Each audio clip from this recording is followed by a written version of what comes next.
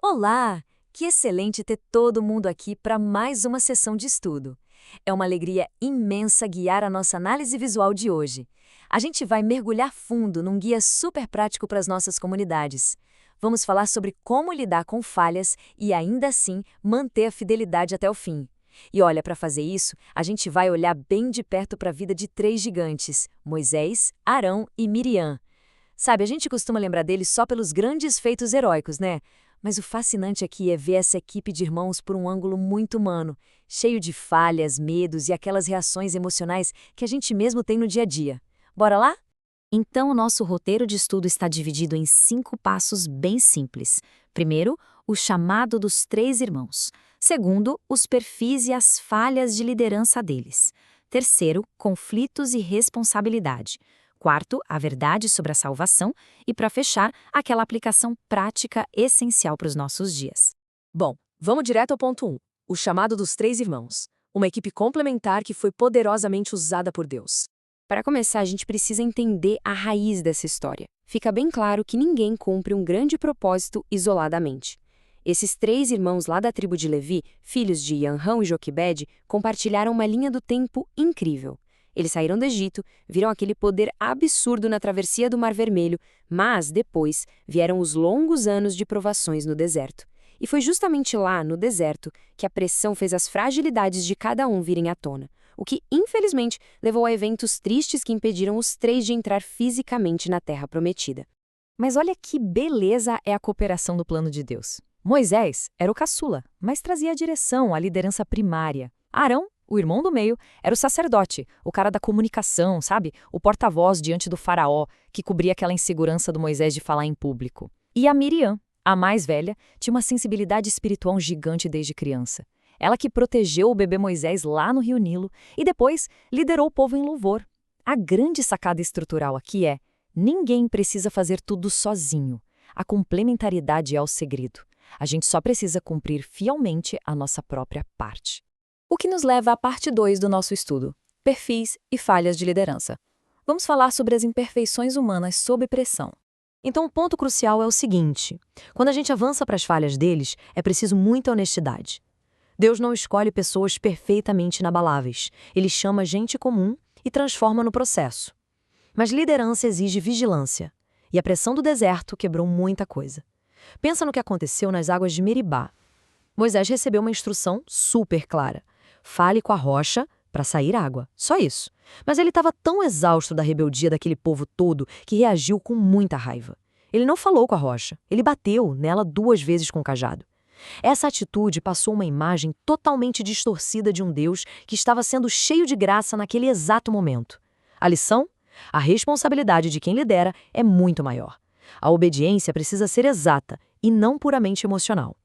E o Arão? Bom, o Arão traz uma lição bem dura sobre a nossa fraqueza humana diante da pressão popular. Naquele episódio famoso do bezerro de ouro, ele simplesmente não aguentou a insistência da multidão. Ele cedeu à idolatria enquanto Moisés estava lá no monte. E, em Meribá, ele também acabou compartilhando a responsabilidade do erro com o irmão. Arão ensina pra gente que apoiar um líder é algo de muito peso. Não basta estar fisicamente perto do chamado ou ter um cargo espiritual alto, né? A gente tem que manter a firmeza e tomar as decisões corretas, principalmente quando a pressão aperta. Já o caso da Miriam é um baita alerta. Imagina, uma profetisa com uma sensibilidade espiritual enorme, mas que deixou o orgulho tomar conta. Num certo momento, ela e o Arão começaram a criticar de forma bem dura a autoridade que tinha sido estabelecida sobre Moisés. Foi pura inveja e comparação espiritual, gente.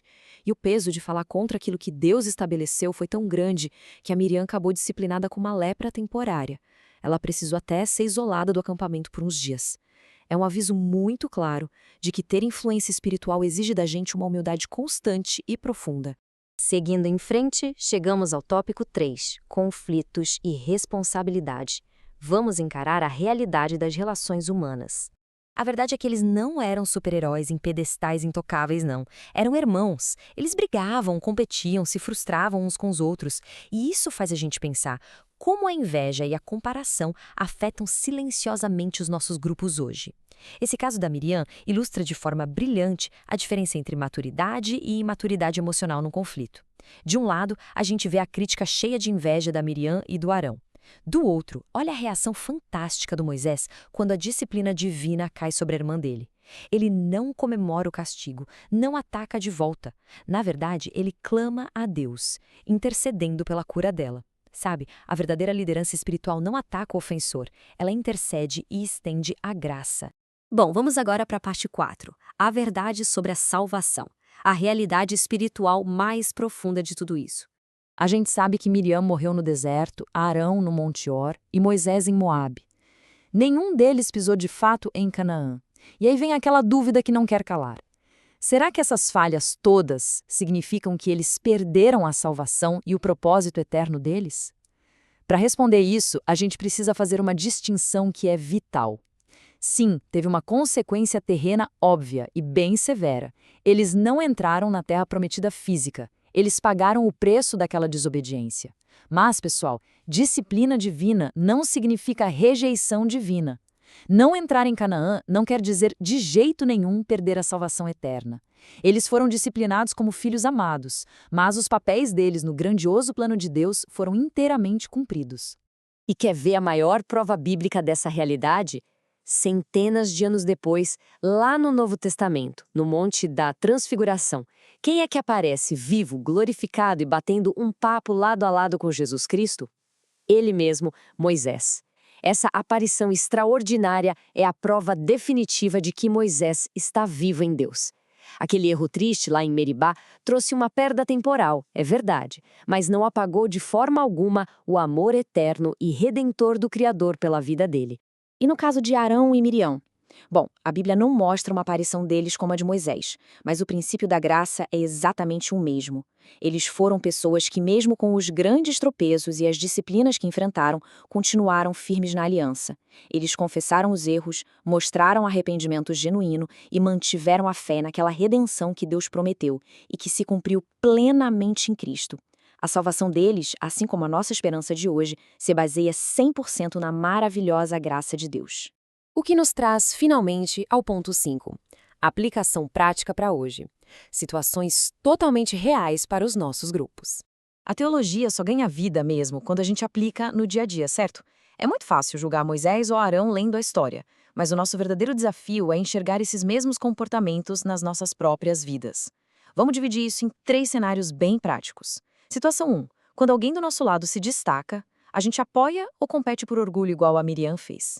Situação 2. Frente a um encargo super difícil, o nosso primeiro instinto é confiar na capacitação de Deus ou tentar fugir por insegurança como Moisés quase fez lá no começo?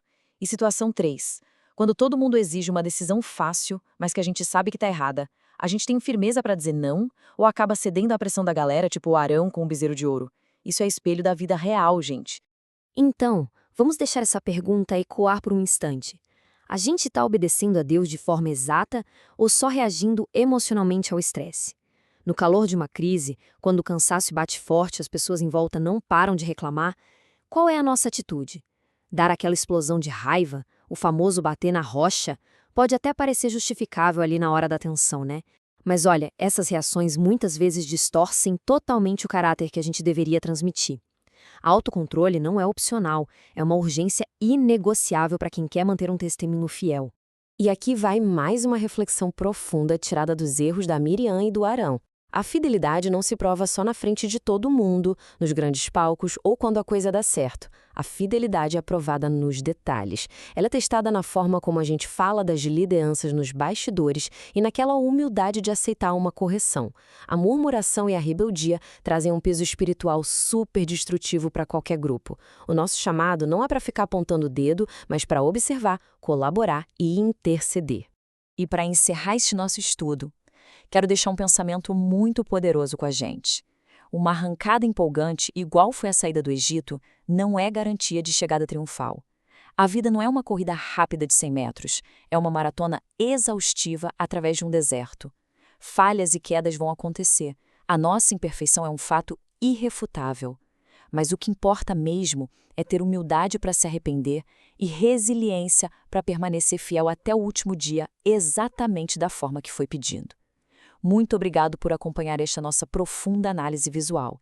Que essas lições fortaleçam demais a caminhada de cada um da nossa comunidade. Até a próxima!